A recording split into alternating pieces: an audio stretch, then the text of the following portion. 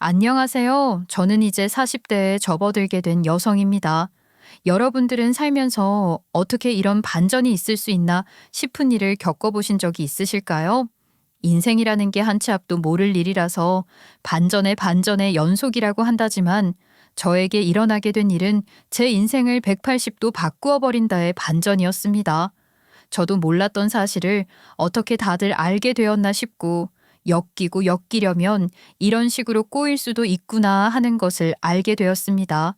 도대체 무슨 일이 있었길래 이렇게 장황하게 말을 하나 싶으시죠? 예상치도 못했던 로또에 당첨이 된 것처럼 제 인생을 뒤집어 엎게 되었으니 설레발이 절로 나오더라고요. 가증에 없어서 주눅이 들었던 시절들을 보상받는 듯한 기분이 들었습니다. 너무 서론이 길었나요? 바로 제 이야기를 시작해 보도록 하겠습니다. 저는 외동딸이었어요. 외동딸이라고 하면 보통 어떤 생각이 드시나요? 보통 사람들이 너 외동이지? 하고 물어보는 것에는 나쁜 의미가 섞여 있다고 하더라고요. 본인 위주로 모든 게 돌아가야 한다거나 아니면 욕심이 많다거나 부모님의 사랑을 독식하고 자라서 남에게 베풀 줄 모르는 사람이라는 인식 같은 게 은연중에 깔려 있는 것 같기도 하더라고요. 저도 부모님의 사랑을 듬뿍 받으면서 자랐어요. 하지만 그만큼 가정교육도 엄격하게 받았습니다. 사람들은 제가 외동인 줄 모르더라고요. 저에게 당연히 언니가 있는 줄 알았어. 동생이 있을 거라고 생각했어 하고 말을 했어요. 처음에는 그게 무슨 의미인지 깊게 생각하지 않았었는데 다 커서 들어보니까 무슨 뜻인지 대충 감이 오더라고요. 정의하기 어려운 뭐랄까 제 몸에 배어있는 양 보근성 같은 게 보였나 봐요. 외동들이 전부 욕심을 부린다고 말을 하고 싶은 것은 아니지만 일부 사람들의 인식에는 그런 게 깔려 있다 그런 거죠. 저는 할머니 할아버지가 안 계셨어요. 그러니까 원래 있었는지 없었는지 그 존재를 모르고 자랐죠. 저희 부모님께서 제가 어릴 적에 지나가듯이 말씀을 해주신 적이 있었어요. 초등학생일 때였는데 친구들은 방학이라고 시골에 있는 할머니 댁에 가서 올챙이를 잡았다, 소를 봤다, 바다에서 놀았다 이런 이야기를 할 때 저는 늘 부러웠거든요. 저는 명절에도 방학에도 친가나 외가 쪽에 가본 적이 없었어요. 사실 어릴 땐 잘 모르니까 할머니 할아버지를 얻으려면 제가 선택을 해야 하는 건 줄 알았어요. 한 번은 궁금해서 부모님께 여쭈어 보니 부모님께서 난감한 얼굴을 하시며 저에게 비밀을 꼭 지켜달라며 이런 이야기를 하셨죠. 엄마랑 아빠는 고아야. 그러니까 부모님이 계시지 않아. 우리 은주는 알지. 할머니랑 할아버지가 엄마의 엄마 아빠, 아빠의 엄마 아빠인 거. 그런데 엄마랑 아빠는 부모님이 계시질 않아서 우리 은주에게 할머니와 할아버지가 없는 거야. 그때 저는 머리에 망치를 맞은 것 같았어요. 세상에 부모님이 안 계실 수도 있구나 하는 걸 그때 처음 알았으니까요. 저는 부모님께 이런 이야기가 상처가 되는 부분이라는 걸 그때 본능적으로 깨닫고 이후로는 할머니, 할아버지에 대한 이야기를 꺼내지 않았어요. 자라면서 사회라는 것을 배우고 다양한 세상에 눈을 뜨면서 우리 부모님이 어떻게 만나게 된 것인지도 궁금해졌죠. 저희 부모님은 그냥 웃으면서 부끄러운 이야기를 하지 말자고 하셨어요. 나중에서야 두 분이 고아원에서 만났다고 슬쩍 지나가듯이 말을 해주셨는데 저는 왜 그걸 숨기려고 하시는지 이해가 안 됐죠. 물론 예전에는 고아원에서 자랐다고 하면 정말 불쌍한 아이 취급을 받았대요. 요즘은 입양도 잘 되어 있고 고아원 시스템도 잘 되어 있고 편견이라는 게 많이 사라진 세상이라 당당해져도 괜찮다 하지만 예전 사람들 눈에는 그런 게 아니었나 봐요. 아무튼 저희 가족의 사정은 그랬어요. 저희 세 식구는 늘 행복했어요. 저희 아버지께서는 정육점을 운영하고 계셨는데 엄청나게 큰 그런 정육점이 아니라 동네에 아주 작게 운영되고 있는 그런 정육점이었어요. 동네 사람들을 대상으로만 장사를 했고 넉살 좋게 인심 좋게 운영을 하셨기 때문에 단골 손님들도 꽤 많았습니다. 하지만 돈을 많이 버시진 못했어요. 엄청나게 질이 좋은 고기도 아니었고 정육점을 차리는 것 또한 어렵게 차린 것이라 빚도 조금 있었던 것 같아요. 어린 나이였어서 자세하겐 모르겠지만 늘 엄마는 가계부를 적고 계셨고 한숨을 푹푹 내쉬셨어요. 아버지께서는 하루에 판 돈을 전부 엄마께 주시면서 미안하다고 어깨를 두들기셨죠. 그럴 때면 엄마는 밝게 웃어 보이시면서 괜찮다고 오늘 하루도 수고했다고 그렇게 말을 해주셨어요. 우리 가족은 따뜻했어요. 서로를 늘 배려할 줄 알았고 아닌 건 아니라고 그 자리에서 바로 잡을 줄 아는 행동력 있는 사람들이었어요. 그리고 인복이 많았습니다. 저희가 새를 들어 살고 있는 다세대 주택의 집주인 부부는 50대셨는데 자식이 일찍 결혼을 해서 어린 손주가 있으셨어요. 그래서 초등학생인 저를 보면 꼭 사탕 하나씩 입에 물려주셨습니다. 자주 못 오는 우리 손주가 이만치 크면 딱 내 모습이랑 비슷하겠다 하면서 저에게 간식 하나를 더 챙겨주시려고 애를 쓰셨어요. 주인 아주머니께서는 저에게 할머니라고 불러도 된다고 하셨고 저는 희끗희끗 흰 머리가 있는 할머니께 폭삭 안기면서 하루 일과를 떠들기도 했었어요. 아버지는 정육점 일로 바쁘셨고 엄마도 가끔은 일할 거리가 들어오면 바로 나가셨었어요. 그럴 때면 저는 집주인 할머니 댁에 가서 TV를 보고 간식을 얻어먹고 그랬죠. 아휴, 정말 감사해요. 주인 아주머니 아니었으면 저희가 어떻게 일을 할 수 있겠나 싶어요. 아유, 뭘 이런 걸로 그래. 우리 손주도 자주 못 오는데 손주인 셈 치고 집에서 복작복작 떠들고 그러는 거지. 나는 좋아. 애가 얼마나 싹싹하고 예의가 바른지 손 갈 일도 없고 사탕 하나 고저 지어주면 오물오물하고 먹는 게 아주 천사를 낳았어. 저희 엄마는 늘 주인집 할머니께 감사 인사를 드렸고 저는 주인집 할머니가 정말 좋았어요. 서로 넉넉한 살림이 아니었음에도 베풀게 있으면 아낌없이 베풀었죠. 물론 그 행복이 평생 갈 순 없었어요. 한 치 앞도 모르는 인생에 저에게 그런 일이 생길 거라고는 상상도 하지 못했거든요. 왜 항상 힘들고 불행한 일은 한 번에 나타나게 되는지 모르겠어요. 저희 부모님은 차가 없으셨어요. 그래서 두 분이 볼 일이 있을 땐 오토바이를 타고 움직이셨죠. 가끔 학교 등교를 할 때 오토바이를 태워주시기도 해서 그게 그렇게 위험한 것인지 몰랐어요. 부모님께서는 오토바이를 타고 볼일을 보러 나가셨다가 큰 사고를 당하고 마셨어요. 아버지는 현장에서 바로 하늘의 별이 되셨고 엄마는 헬멧을 쓰고 있어서 병원으로 긴급 이송이 되긴 했지만 끝내 눈을 뜨지 못하셨습니다. 저는 초등학교 3학년 때 하루아침에 그냥 고아가 되어버렸어요. 집안에 어른이 있었던 것도 아니고 아무것도 모르는 10살짜리 아이가 뭘 알고 준비할 수 있었겠어요. 부모님이 돌아가셨다는 게 정확하게 어떤 걸 의미하는지도 잘 몰랐어요. 멀뚱멀뚱 그렇게 눈만 뜨고 있을 때 제 옆에서 서서 저 대신 엉엉 울어주시면서 장례식 절차를 밟아주신 건 주인 할머니였어요.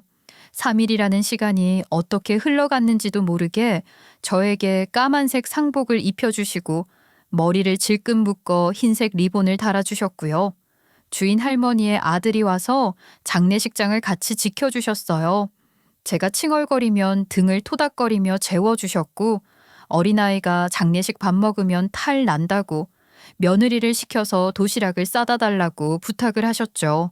그렇게 장례가 끝이 난 뒤 저는 고아가 되었어요.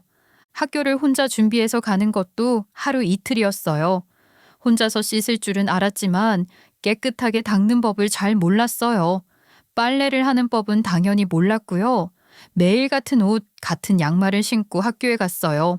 가기 싫은 날은 안 갔어요. 그렇게 딱 일주일쯤 지났을까? 주인 할머니 댁은 시끌시끌했고 저는 주인 할머니 댁에 놀러 갈 수 없었어요. 할머니의 아들이 집에 와서 며칠 동안 큰 소리를 냈었거든요. 저는 괜히 눈치가 보여서 할머니 집 작은 마당에서 쭈그리고 앉아 있었죠. 할머니 아들은 저를 보면서 매번 인상을 썼어요. 한숨도 쉬셨고요. 그렇게 혼자 잠이 들고 할머니가 챙겨주시는 끼니로 밥을 때우며 지낸 지 일주일이 되었을 때 누군가가 집에 찾아왔어요. 학교 선생님과 모르는 어른들이셨어요. 은주야, 선생님이야. 은주가 이제 부모님이랑 같이 살 수 없게 되었잖아. 그래서 은주를 기관에서 받아주시기로 했어. 거기서는 은주 같은 친구들이랑 함께 지내게 될 거야. 저는 그 기관이라는 곳이 고아원인지 몰랐어요. 어딘가로 가야 한다고 짐을 챙겨주겠다고 여러 어른들이 움직이는데 제가 할머니께 인사를 하고 오겠다고 했죠. 집주인 할머니께 안녕히 계시라고 인사를 드렸더니 깜짝 놀라면서 어딜 가냐고 저희 집으로 같이 내려가 보자고 하셨어요. 저희 부모님께는 가족이 하나도 없었는데 도대체 누가 저를 데려가려고 하는 거냐며 집주인 할머니께서는 노발대발하셨죠. 결국 구청에서 나온 직원이다 고아원으로 저를 데리고 갈 예정이라고 했죠. 아니, 얘를 어디 고아원에 데리고 간다는 거야? 얘 집은 여긴데 어차피 고아원에 가봐야 제대로 보살핌도 못 받는 거 아니야. 내가 키울 게 내가 키운다고. 은주는 평소에도 나랑 같이 지냈어. 내가 우리 자식들한테도 다 허락 맡아놨어. 얘가 평생 여기서 지 부모랑 살았는데 가기는 어딜 가? 절대 못 가. 그래도 그 친가족이 아니기 때문에 막무가내로 그러시면 안 돼요. 요즘은 기관들도 다 좋아져서 괜찮아요, 할머니. 적응만 잘하면. 지들 부모 짐부터 시작해서 여기 다 있잖아. 학교 친구들도 여기 다 있고. 물론 애를 생각해서 기관에 보내려는 것은 알지만 내가 키운다니까. 내가 고아원 원장보다 더 잘 봐주지. 은주 하나만 보면 되는데. 담임 선생님이 옆에서 좀 봐주시면 될 거 아니오. 내가 잘 키우는지 안 키우는지 내가 우리 아들들 설득하느라 시간이 걸려서 그랬어. 이제 매일 깨끗하게 씻기고 옷도 빨래 다 새로 해서 학교 보낼 테니까 걱정하지 말어. 주인 할머니께서는 눈물까지 글썽였어요. 저도 덩달아서 눈물이 났습니다. 제가 가야 하는 곳이 고아원이라는 곳일 거라곤 생각을 못했어요. 두려움에 눈물이 났어요. 제가 엉엉 울면서 할머니 품에 폭삭 안겨서 고아원 가기 싫다고 할머니랑 살겠다고 이야기를 하니까 구청 직원들도 담임 선생님도 난감한 얼굴을 지었죠. 그게 강요할 수 있는 일은 아니었거든요. 제가 잘 지켜봐 볼게요. 은주에게 혹여라도 무슨 일이 생기면 그때 구청으로 연락드리겠습니다. 은주도 여기 할머님이랑 같이 지내고 싶어 하는 것 같은데 그렇게 하시죠. 담임 선생님과 할머니께서 그렇게 이야기를 하시니 구청 직원도 한 발 물러서게 되었어요. 저는 아래층 끝에 있는 새방에서 짐을 옮겨와 주인 할머니 댁에서 같이 지내게 되었습니다. 주인 할머니랑 같이 부모님의 짐을 정리했어요. 버릴 것들은 다 버리고 제가 간직하고 싶은 것들, 할머니께서 중요한 귀중품들은 따로 보관을 해주셨어요. 그렇게 텅 비어버린 집에는 다른 세입자들이 들어오게 되었고 저는 주인 할머니 댁에 있는 작은 방에서 생활을 하게 되었습니다. 할머니의 자식들이 집에 방문을 할 때면 슬쩍 눈치가 보여서 방 밖으로 나오지 않게 되었어요. 나이가 먹으면 먹을수록 그렇게 되더라고요. 제가 이방인이라는 것이 느껴졌거든요. 할머니께서는 저를 정말 친손녀딸처럼 챙겨주셨지만 다른 가족들까지 그 마음을 가져달라고 바랄 순 없는 일이잖아요. 그렇게 저는 고등학교를 졸업하고 대학에 갈 때까지 할머니 옆에 있었어요.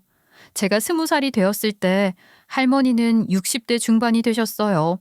제가 붙은 대학이 대전에 있어서 서울에 있는 할머니 댁에서 왕복을 하고 다니기는 조금 번거로워 기숙사에 들어가게 되었습니다. 제 기억이 존재할 때부터 늘 주인 할머니 옆에 있었는데 떨어지게 되어서 마음이 조금 싱숭생숭하더라고요. 그때 할머니께서 저에게 아주 낡은 통장 하나를 쥐어주셨어요. 할머니, 이게 뭐예요? 무슨 통장이에요? 뭐기는 뭐야? 니네 부모가 죽기 전에 남기고 간 돈이지. 봐도 너도 이제 성인이니까 알아서 잘 쓰겠지. 그 통장에는 제가 생각했던 것 이상의 돈이 들어있었어요. 솔직히 대학에 붙었을 때만 하더라도 등록금을 어떻게 해야 하나 걱정이 많았었어요. 서울에 있는 학교도 붙었지만 굳이 대전으로 가게 된 이유가 전액 장학금 때문이었거든요. 할머니께 대학 등록금을 보태달라는 말을 어떻게 하겠어요? 여태까지 저를 키워주시면서 쓴 돈도 만만치 않을 텐데 제가 학원을 보내달라는 말도 한번 못했었는데 늘 항상 저에게 문제집을 사다 주시면서 공부를 해야 한다고 닥달을 하신 게 할머니였어요. 할머니께 받은 게 너무 많아서 어떻게 갚아야 할지 막막할 정도였는데 통장까지 주시니까 놀랄 수밖에 없었죠. 할머니, 나 키우면서 돈 많이 들었을 텐데 우리 엄마 아빠가 남긴 게 있으면 쓰시지. 그걸 아직까지 가지고 계셨어요? 내가 이거에 손을 왜 대냐. 이거 다른 돈 아니다. 저 밑에 살 때 집 보증금이야 보증금. 이걸로 대학생활 혀. 내가 돈이 없어서 대학생활하는 데 들어가는 비용은 못 되죠. 우리 아들들도 이제 너 다 컸으니까 독립시키라고 하더라. 10년이라는 시간 동안 매일같이 저만 생각하고 저만 키워주셨던 할머니였기에 너무나도 감사했어요. 통장을 받아드는 손이 덜덜 떨리면서 눈물까지 나더라고요. 저는 그렇게 씩씩한 이별을 하고 대전으로 내려와 대학 생활을 했고 다행히 기숙사 비용도 저렴하고 전액 장학금을 받으며 학교를 다녔기에 아르바이트를 하면서 돈을 모을 시간까지 있었습니다. 처음 여름방학을 맞이했을 땐 바로 할머니 댁에 와서 시간을 보냈어요. 방학 동안에는 기숙사를 비워야 하거든요. 제가 말없이 찾아왔음에도 우리 손녀 왔냐면서 저를 반겨주셨죠. 제가 아르바이트를 해서 번 돈으로 할머니께 선물도 사드리고 고기도 사드렸어요. 그리고 저를 예뻐해 주셨던 것은 아니지만 제 앞에서 한 번도 모진 소리를 하신 적 없었던 할머니의 아들들과 그 가족들을 위해서도 작은 선물과 편지를 준비했고요. 그렇게 하나씩 차근차근 갚으면서 살겠다고 다짐을 했죠. 대학을 졸업한 이후에는 할머니께서 주신 돈에다가 제가 틈틈이 모아둔 아르바이트 비용까지 고스란히 제 손에 남게 되었어요. 대학 다니면서 정말 아껴서 살았거든요. 맨몸으로 서울에 갈 수 없으니 1년 동안 고시원에서 지내면서 죽어라 취업 준비만 했습니다. 그렇게 그럭저럭한 스펙으로는 붙기 힘들다는 공기업에 취직을 하게 되었습니다. 그리고 회사 근처에 원룸 반전세 같은 것을 하나 얻을 수 있었어요. 저는 단 하루도 허투루 산 적이 없었어요. 갚아야 할 것들이 너무 많았기 때문이었어요. 공기업에서 일을 하면서 일부러 추가 수당을 받기 위해 주말 당직까지 나서서 했거든요. 사람들이 기피하는 일을 나서서 하면서 윗선의 신임도 얻었죠. 그러면서 할머니를 매번 찾아뵈었어요. 제가 어떻게 해서든지 은혜를 갚으려고 한다는 것을 알게 된 할머니의 가족분들도 서서히 마음을 열어주셨고 명절에 제가 찾아가면 따뜻한 밥 한 공기 더 내어주시며 같이 밥을 먹자고 하셨죠. 할머니는 늘 제가 자랑거리라고 했어요. 너희들도 봐라. 우리 은주가 말이여. 떡하니 공기업에 취직해서 이번에 우리 집에 보일러도 새로 바꿔줬다. 내 새끼지 내 새끼. 그래? 은주가 보일러를 바꿔줬어? 대단하다. 아유 어쩜 우리보다 낫다니까. 정말 피가 섞인 가족은 아니었지만 어쩌면 가족보다 더 진짜 가족 같은 사이처럼 지냈어요. 저는 그렇게 행복한 시간을 보냈습니다. 누구보다 더 깊은 정을 가족이라고 부를 수 있는 사람들에게 둘러싸여서 말이죠. 저희 부모님이 하늘에서 섭섭해 하실지도 모른다는 생각까지 들었어요. 제가 누구보다 할머니를 끔찍하게 챙겼으니까요. 늘 사진으로 보는 우리 부모님은 하나도 늙지를 않았는데 저는 점점 부모님의 나이에 가까워져 온다는 생각을 하니 뭔가 느낌이 이상하더라고요. 그렇게 나이 33이 된 저는 슬슬 잔소리를 듣기 시작했습니다. 야, 내가 지금 70을 훌쩍 넘겼는데 이래서 너 언제 증손주를 보여주려고 그러냐?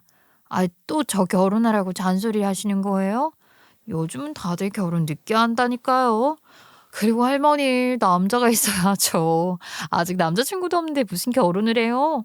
나이가 몇 갠데 아직까지 연애 한 번을 한다는 소리를 못 들었어. 내가 걱정이야 걱정. 그렇게 한 귀로 듣고 한 귀로 흘렸었는데 저도 드디어 연애라는 걸 하게 되었습니다. 남편과는 회사 팀장님의 소개로 만나게 되었는데 남편은 일반 회사 사무직으로 일을 하는 사람이었어요. 저처럼 공기업은 아니었지만 그래도 꽤 내실이 탄탄한 회사였죠. 연애라는 게 별거 있겠습니까? 활활 불타오르다가 잠잠해질 무렵 저희는 결혼을 약속하게 되었습니다. 서로 나이도 있는 편이었고 처음부터 결혼을 생각하고 만났던 사람이었기 때문에 할머니께 듣는 잔소리도 귀찮았고 이 사람이라면 평생 무던하게 잘 살 수 있을 거라 생각을 했어요. 그렇게 인사를 드리러 간 날 시어머니께서 제가 고아라는 이야기를 듣고 깜짝 놀라셨습니다. 아이고, 부모님이 안 계셔서 엄청나게 고생을 했겠네.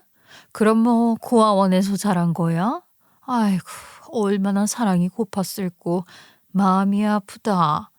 아니에요. 10살에 부모님이 돌아가신 뒤에 저희 집주인 할머님께서 저를 맡아 키워주셨어요. 덕분에 대학까지 무사히 졸업을 할 수 있었고요. 제가 결혼식을 올리게 된다면 혼주석에 꼭 할머님이 앉으셨으면 좋겠어요. 괜찮으실까요? 남인데 그런 정성을 다해서 키워주셨다고? 그러면 당연히 혼주석에 모셔야지. 이렇게 번듯하게 자란 것도 다 할머님 덕분이겠구나. 아주 대단한 은인을 만났구나. 잘 됐네, 잘 됐어. 시어머니께서는 저를 정말 많이 칭찬해 주셨어요. 제가 뭘 하던지 다 할머님께 배운 게 많아서 덕을 보는 것이라 하시며 저희 할머니 칭찬도 많이 해주셨고요. 정말로 제가 결혼을 하는 날 시어머니께서 저희 할머니의 한복까지 맞춰주셨습니다. 꽃분홍색으로다가요. 아휴, 내가 너무 주책맞게 분홍색 한복을 입은 건 아니냐? 그냥 허여멀건한 걸로다가 단정하게 입을 걸 그랬다 싶어. 할머니 잘 어울리기만 하는데 무슨 소리예요? 우리 할머니가 최고로 이쁘다. 삼촌들이랑은 다 오셨어요? 그래, 그래, 다 왔다. 우리 아들네가 혼주석에 앉는 게 모양새는 더 좋았을 것 같은데. 아유, 내가 다 늙어서 주책 아니요? 아유, 손님들이 흉 보면 어떻게 하냐? 무슨 말씀이세요? 당연히 어르신께서 앉으셔야죠. 우리 예쁜 며느리 키워주신 게 누군데. 꽃분홍색도 정말 잘 어울려요. 원래 친정 부모가 입어야 하는 색이라고 하잖아요. 저희 시어머니께서는 웃으시면서 할머니 배려를 많이 해주셨어요. 제가 복이 대단하게 있다는 생각을 했죠. 그렇지 않고서야 할머니 같은 은인을 만날 수 있었을까요? 모든 걸 이해해 주시는 시부모님을 만날 수 있었을까요? 저의 결혼 생활은 그 어떤 나날들보다 화창하고 맑을 거라 생각했습니다. 하지만 세상은 늘 밝을 때 어둠을 주고 행복할 때 불행을 준다고 하잖아요. 결혼 생활 1년 만에 갑작스럽게 찾아온 아이에 기뻐한 지 얼마 되지 않아 첫 아이를 유산하고 말았습니다. 그 누구의 잘못도 아니었어요. 저에게 무슨 일이 있었던 것도 아니었고 제가 건강하지 못한 상태도 아니었습니다. 갑작스러운 유산에 병원에 입원을 하게 되었는데 소식을 들은 주인 할머니께서 놀라서 달려오셨어요. 아이를 가졌다고 말씀을 드린 지 얼마 지나지 않아서 생긴 일이라 온 가족이 어쩔 줄 몰라 하는 상태였죠. 아이고, 우리 은주 어떻게 하냐? 은주 몸에는 별 이상 없다는 거야. 의사한테 이야기는 들어봐야 하는데. 걱정 마세요. 은주 몸에는 이상 없대요. 근데 참 이상하죠? 몸도 건강한 아이가 갑자기 유산이라니. 예, 너 혹시 뭐 잘못 먹고 그런 거 아니니? 안 그래도 며칠 전에 어르신 댁에 갔다 왔다고 들었는데 애한테 뭐 이상한 거 먹이신 거 아니죠? 아이고, 사돈 양반, 그게 무슨 소리래요? 내가 우리 은주한테 왜 이상한 걸 먹입니까? 말씀 참 이상하게 하시네. 아니, 저는 그냥 어르신들이 몸에 좋은 거라 하면서 잘 알아보지도 않고 이런저런 약초 같은 거 다려 먹이기도 하고 그러니까 노파심에 한 말이죠. 내가 나이가 80이 다 되어가지만은 아직 정정합니다. 살이 분별은 하는 사람이라고요. 아픈 며느리 앞에서 그런 소리를 하고 싶습니까? 아이야 또 가지면 되는 거지. 우리 은주 이렇게 누워있는데 그 앞에서 뭐 잘못 먹은 거 아니냐는 소리가 나와요. 할머니께서 아주 크게 호통을 치셨죠. 그러니 시어머니께서 입을 삐죽 내밀면서 자기는 그냥 한 말인데 오바를 한다는 식으로 궁시렁거리더라고요. 저희 할머니께서 있는 힘껏 째려보니 그제서야 입을 꾹 다무시는데 못났다 싶었어요. 여러분도 그런 느낌 아시죠? 처음에는 분명 너무너무 좋고 잘해주던 사람이었는데 어쩌다가 한 번씩 생각 없이 뱉어버리는 못된 말이 더 기억에 남는다는 사실이요. 저희 시어머니가 딱 그런 사람이었어요. 좋은 사람인 것 같다가도 자기밖에 모르고 자기 가족밖에 모르는 그런 사람이요. 저도 어찌됐든 호적상 한 가족으로 묶인 사이인데 저를 어쩜 그리 남처럼 취급을 하던지 가끔은 서러울 때가 있었다니까요. 특히 저희 남편에게는 누나가 하나 있었는데 팔은 안으로 굽는 게 당연하다고 하지만 제가 느끼기엔 너무 대놓고 차별을 하는 느낌이었죠. 자기 딸이 하는 건 무조건 다 옳은 일이고 제가 하는 건 일단 잔소리거리가 있나 없나 살피는 것처럼 보였어요. 게다가 심해부가 변호사였거든요. 그것도 꽤 잘 나가는 로펌에서 일을 하고 있었어요.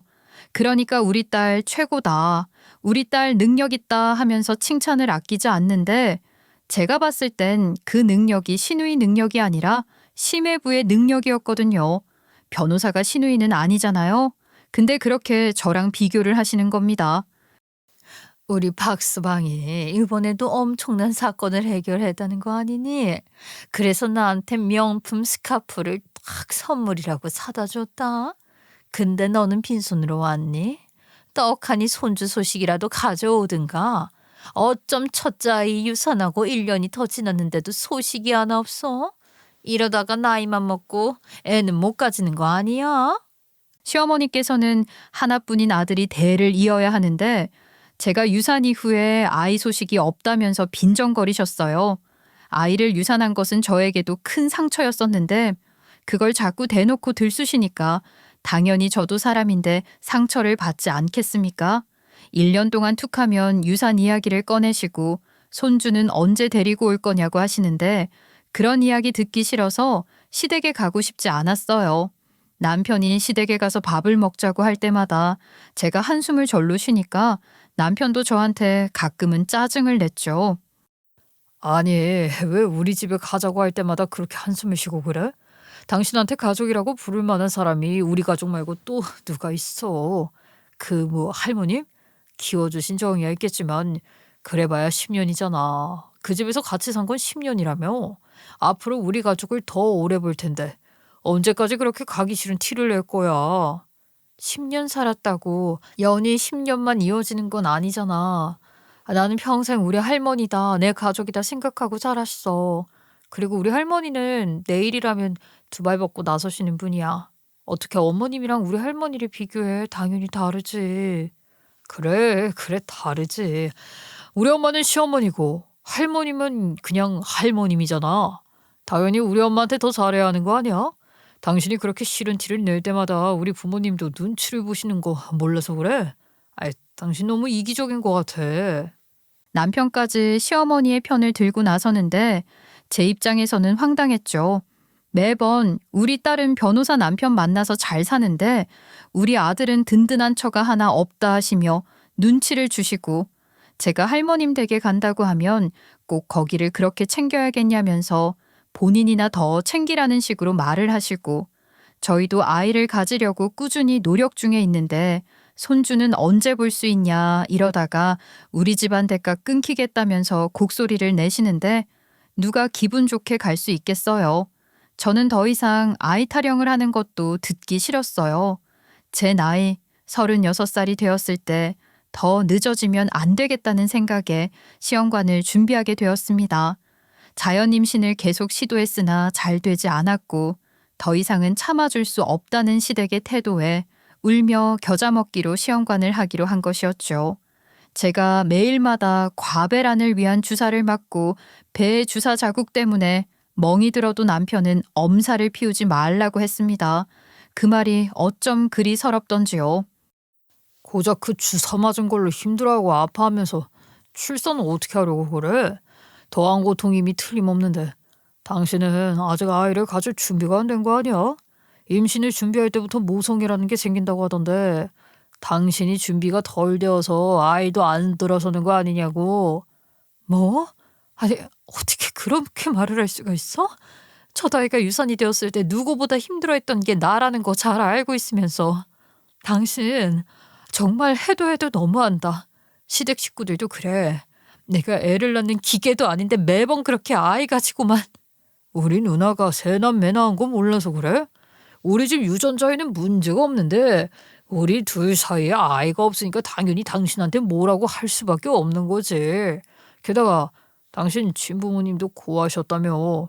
자식도 당신 하나만 낳으셨다고 했고. 그래서? 지금 그 말 뜻이 뭔데? 똑바로 말 안 하면 오해가 생길 것 같은데 확실하게 말을 좀 해줄래? 뭘 그렇게 심각하게 따지고 들고 그래. 그냥 뭐 말이 그렇다는 거지. 당신네 집안에 자식볼 인연이 없는 건 아니지.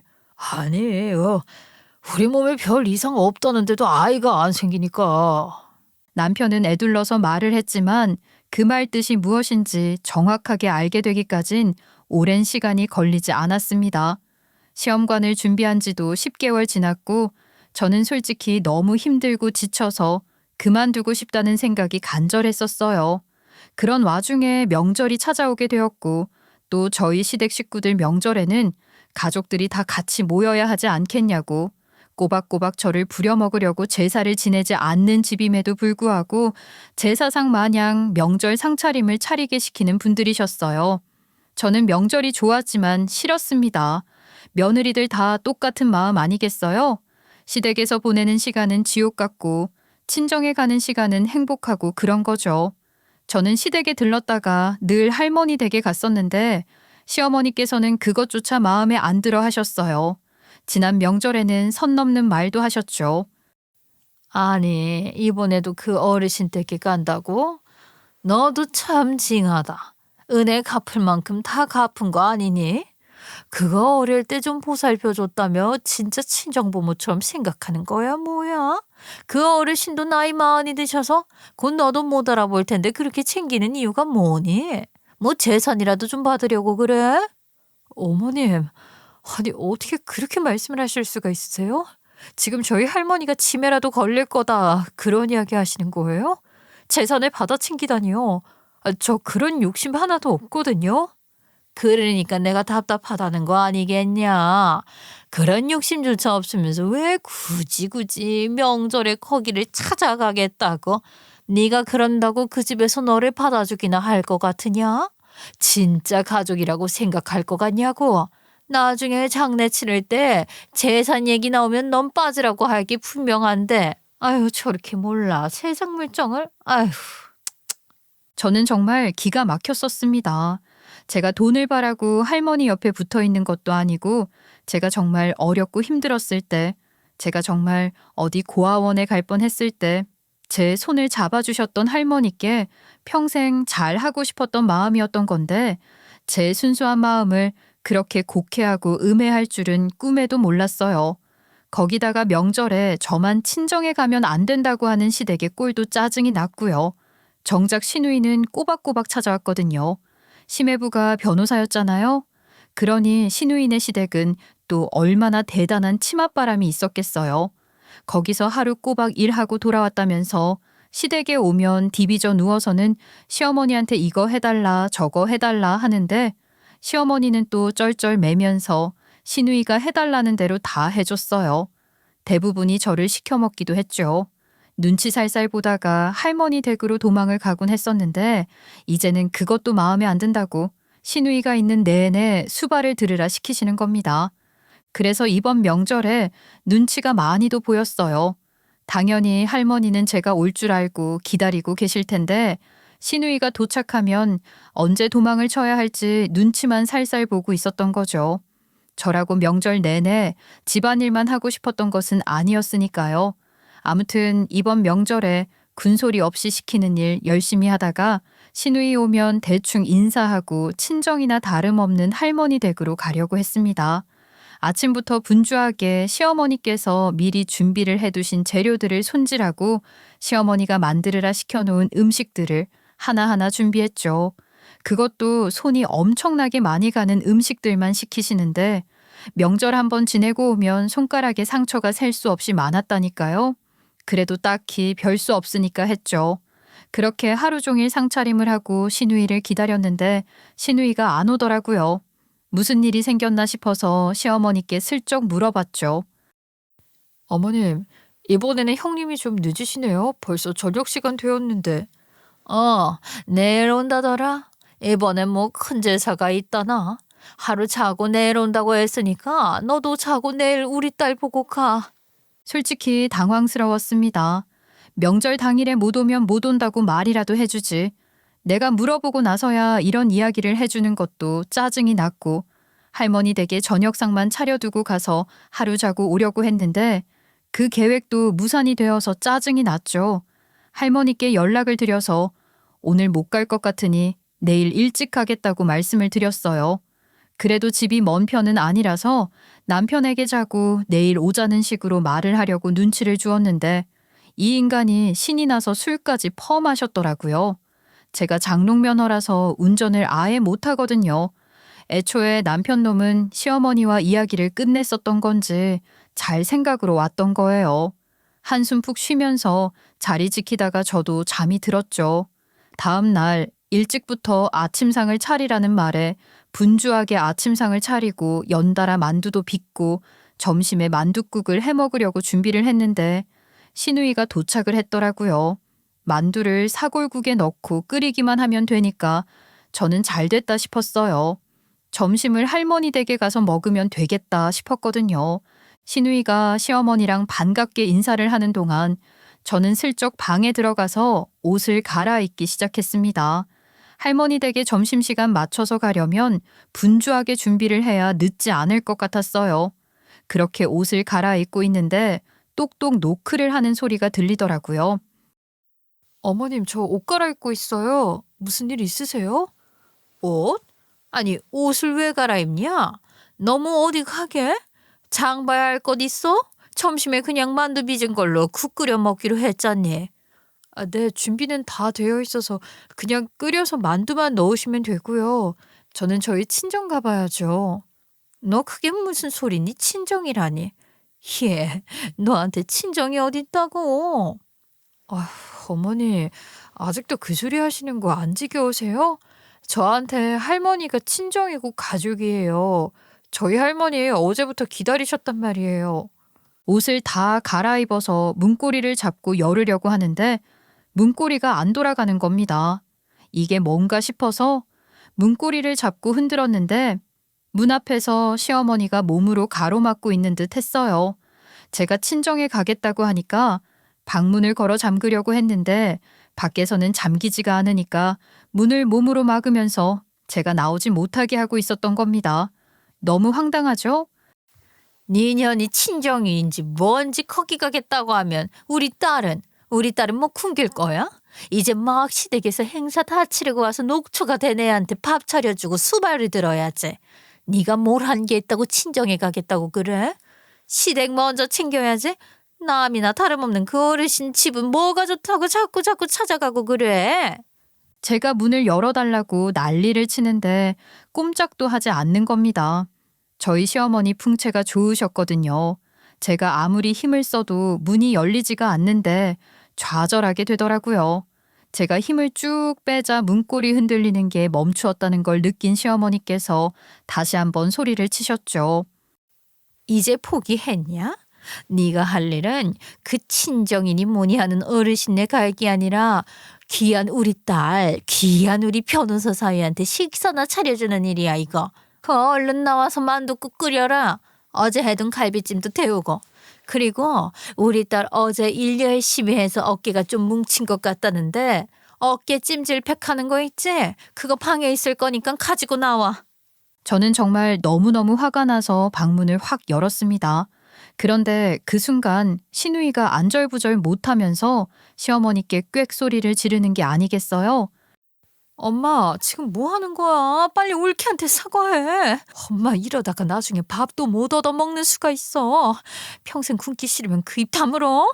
어머 얘, 너는 또 어디서 이상한 소리를 하고 있어. 내가 무슨 밥을 못 얻어 먹어. 제가 뭐라고. 제가 뭐 일을 하고 있냐 뭘 하냐. 애 유선한 뒤로 임신 준비만 한 세월을 한다고 집에서 노닥거리고 있는 애인데 내가 쟤한테서 무슨 콩고물을 얻어먹을 게 있다고. 그 입 조심하라니까 정말. 왜 그래? 엄마도 나이 먹고 점점 주책이야. 이렇게 내가 사과할게. 아유 정말 속상했지. 얼른 그 어르신 댁에 가봐. 누나 미쳤어? 지금 우리가 어르신 댁에 가면 점심상은 누가 차려? 여보, 우리 엄마 속 더 뒤집어지기 전에 빨리 점심상부터 차려. 나중에 천천히 가도 되잖아. 어차피 친가족도 아닌데 명절에 꼬박꼬박 찾아갈 이유가 뭐가 있어. 그래, 우리 아들이 간만에 아주 올바른 말을 하고 있네. 그 집에 가서 뭐 할 거야? 명절에 간다고 뭐 너를 가족이라고 대우해 주는 것도 아닌데 얼른 밥이나 차려. 그러면서 저한테 앞치마를 쓱 던지는 게 아니겠어요? 제 발치에 떨어진 앞치마를 주워서 시어머니의 얼굴에 확 던져버렸습니다. 저도 참을 만큼 참았어요. 이 정도 상황이 되니까 오히려 아이가 없는 게 축복이었다는 생각이 들더라고요. 제가 고아라고 무시라도 당할까봐 우리 할머니께서 얼마나 치마폭에 애워싸서 저를 키워주셨는데 이런 소리나 듣고 있어야 하는 게 상식적이진 않더라고요. 그동안은 내 가족이다 생각하면서 참았는데 정작 제 가족이라는 사람들이 제 가족이 아닌 사람들보다 저를 더 무시하고 있으니 이건 아니다 싶었던 거죠. 이렇게 구박을 받으면서 사느니 지금이라도 늦지 않았다고 이혼하고 새 출발을 하는 게 저한테는 더 나은 선택이라는 생각이 들었죠. 하늘에 계신 우리 부모님도 우리 할머니도 제 이혼이라는 선택을 슬퍼하실지 모르겠지만 그래도 결국에는 제 선택을 믿고 잘했다고 말을 해주실 것 같았어요. 제가 앞치마를 시어머니 얼굴에 던졌더니 직통으로 맞으신 거죠. 뭐 하는 거야? 당신 미쳤어? 지금 뭘 우리 엄마한테 던지는 거야? 너는 눈가리가 없니? 앞치마 던졌다 앞치마. 제가 왜 형님 밥상을 차려야 해요? 형님도 손이 있고 발이 있는데 솔직히 말해서 형님도 어느 집안 며느리 아닌가요? 어머님도 며느리잖아요. 같은 며느리끼리 도와야지. 누구는 일하고 누구는 쉬고. 저 진짜 더 이상 못 참겠어요. 2년이 이게 미쳤나? 네가 못 참으면 어쩔 건데. 뭐 이혼이라도 하겠다는 이야기냐? 아이고 참말로 누가 무서울 줄 알아? 그래 어디 한번 해볼 테면 해봐라. 엄마 진짜 왜 그래? 왜 이렇게 오해야 오해라고. 얼른 친정에 가봐. 이혼 이야기는 마음 다 가라앉히고 난 뒤에 다시 하자고. 내가 엄마랑 이놈이랑 말릴 테니까 얼른 가봐 올게. 얘가 진짜 왜 이래? 쟤 가면 집안일을 누가 하려고. 절대 너 못 가. 엄마 진짜 올케가 어떤 사람인지 알고선 그런 소리 하는 거야 진짜? 갑자기 신우가 제가 어떤 사람인지 알고선 그런 소리를 하냐고 씩씩거리면서 말을 하는데 저도 어리둥절했죠. 제가 어디 내세울 게 있는 사람도 아니고 어떤 사람도 아니고 어떤 직책을 가지고 있는 것도 아닌데 신우가 갑자기 저한테 왜 저런 소리를 하나 싶었죠.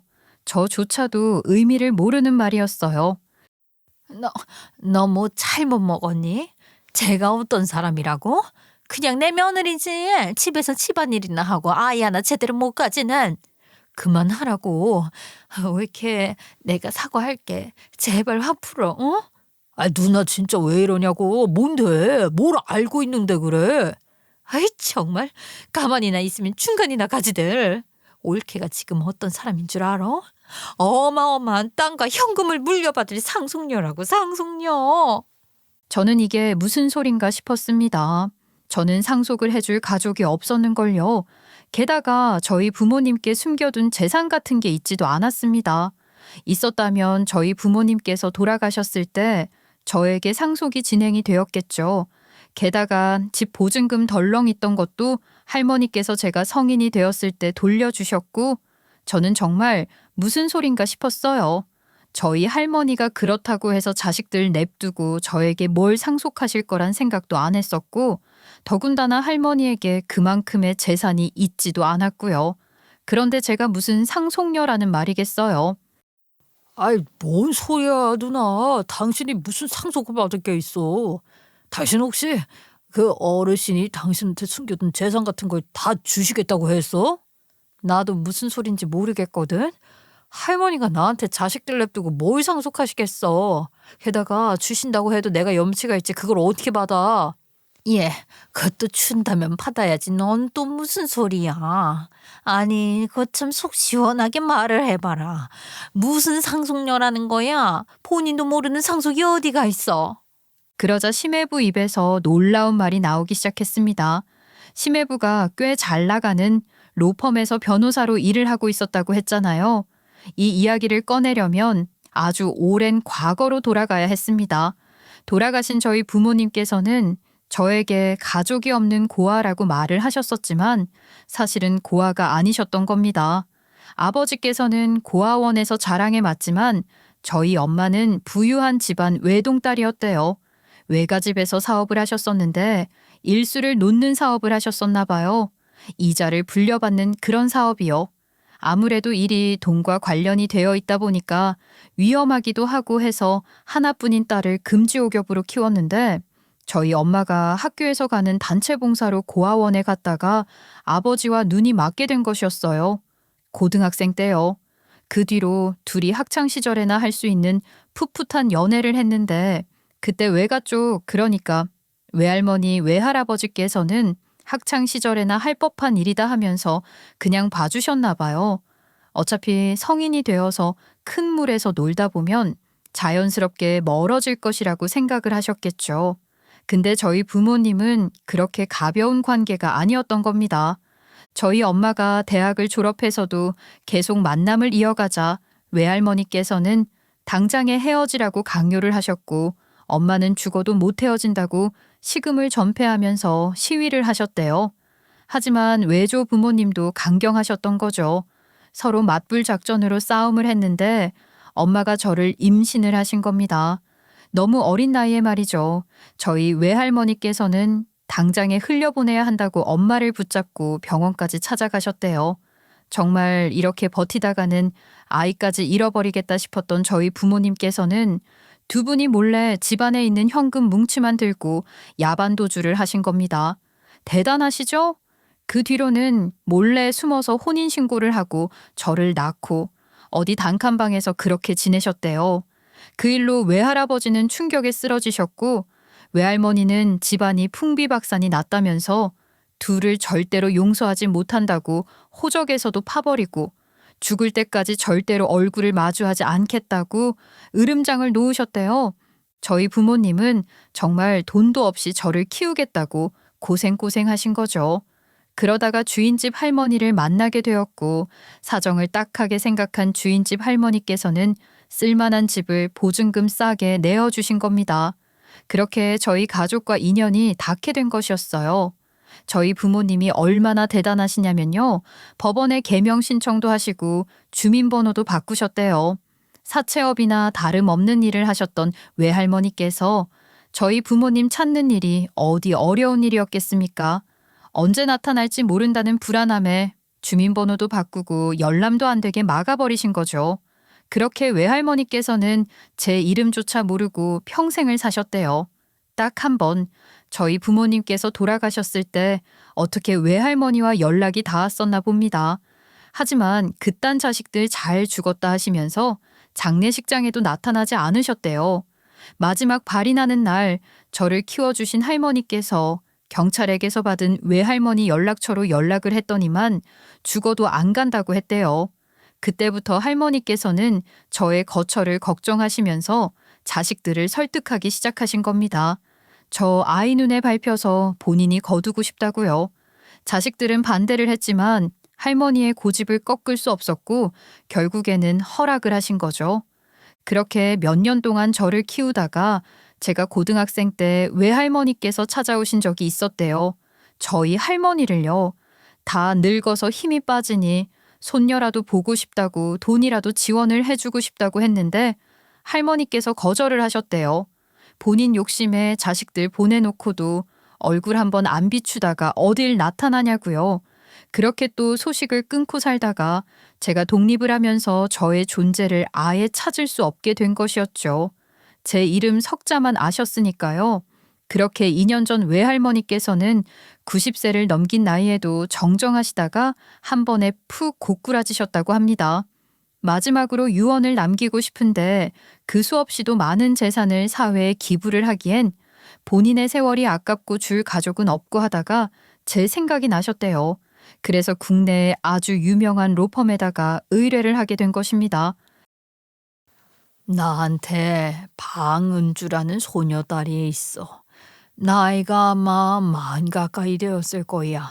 그 소녀딸을 찾아서 내 전 재산을 물려주게. 소녀딸을 찾아서 무사히 상속을 진행하면 내 소녀를 찾은 변호사에게 수임료로 내 재산의 3%를 주지. 그 돈만 해도 아주 어마어마할 거야. 그러면서 돌아가시기 직전에 본인이 아는 제 이야기, 자식 이야기를 쭉 읊으시고는 눈을 감으셨대요. 근데 그 로펌에 심해부가 다니고 있었던 것입니다. 심해부는 그 돈이 엄청나다는 것을 알고 무조건 손녀딸 찾기에 목을 매달게 된 거죠. 어디 비슷한 사람 아는 사람 없냐고, 유전자 대조 검사를 해볼 후보라도 있어야 한다면서 신우이에게 이야기를 털어놓았는데 그때 신우이가 소리를 꽥 지른 거죠. 제 이름이 방은주였으니까요. 거기다가 고아로 살아온 그 이야기까지 너무나도 비슷하니 제가 맞다는 확신이 들었던 겁니다. 방씨라는 성이 특이한 성이기도 하잖아요. 그래서 이번 명절에 어떻게든 제 머리카락이나 유전자 샘플을 채취할 수 있는 걸 가져가려고 했는데 시어머니께서 망쳐버린 거죠. 돈에 눈이 멀어서 욕심이 난 시누이가 시어머니 앞에서 이 모든 이야기를 털어놓게 된 것입니다. 그러니까 그 어마어마한 재산을 물려받는 게 며느라가 너라고? 저도 완전히 처음 듣는 이야기라 할머니께 가서 사실 확인을 좀 해봐야 할 것 같아요. 그 말에 시어머니께서 당장 가보라고 등을 떠미는데 기가 막히더라고요. 남편놈 빨리 가자면서 재촉을 하는데 제가 그 자리에 우뚝 멈춰섰죠. 잠시만요.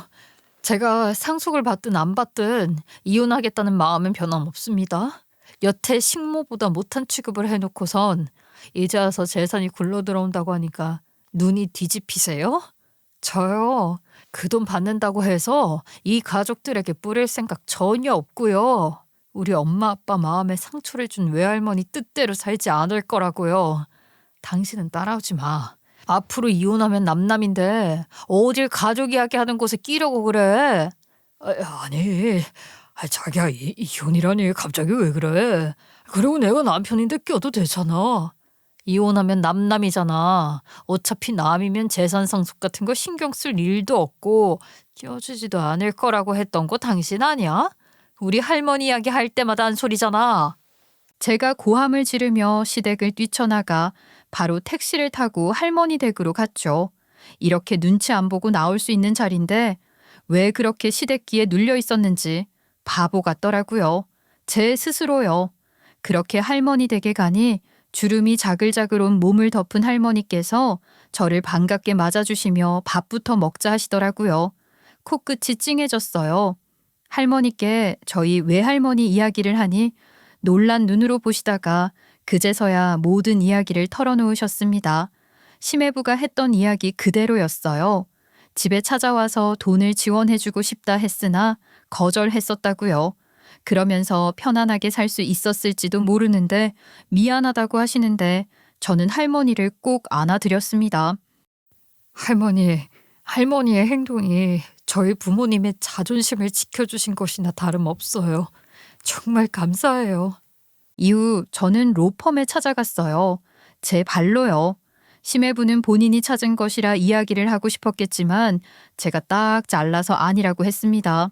로펌 대표한테 내 발로 내가 스스로 찾아온 거라고 절대로 재산의 3%를 심해부에게 주지 않을 것이라 했어요. 로펌 대표는 오히려 기뻐했죠. 로펌 자체 수임료로 3%를 먹게 되었으니 당연한 것 아니겠습니까? 유전자 검사를 통해서 제가 친손녀라는 게 밝혀지게 되었고 상속되지 못했었던 그 어마어마한 재산이 저에게 상속되게 되었습니다. 그 돈을 상속받자마자 제가 뭐부터 했는지 아세요? 우리 할머니 외롭게 그 낡은 주택에서 사시는 게 마음 아팠었는데 평소에 눈여겨보고 계시던 실버타운에 입주시켜드렸습니다. 호텔식 실버타운이요? 친구들이랑 게이트볼도 칠 수 있고 노래방 기계도 있고 삼시세끼 밥까지 다 나오는 데다가 호텔식으로 방이 되어 있어서 불편함이 전혀 없는, 청소까지 싹 다 해주는 어마어마하게 비싼 실버타운에 넣어드렸습니다. 할머니 자식분들도 저에게 무척이나 고마워하셨어요. 거기다가 우리 할머니가 저 키우느라 들어간 돈들이 할머니가 번 돈이었겠어요? 다 자식들이 주는 용돈으로 아껴 쓰며 저를 키워주신 것이잖아요. 그 은혜 갚고 싶어서 저도 똑같이 선물을 하나씩 해드렸습니다.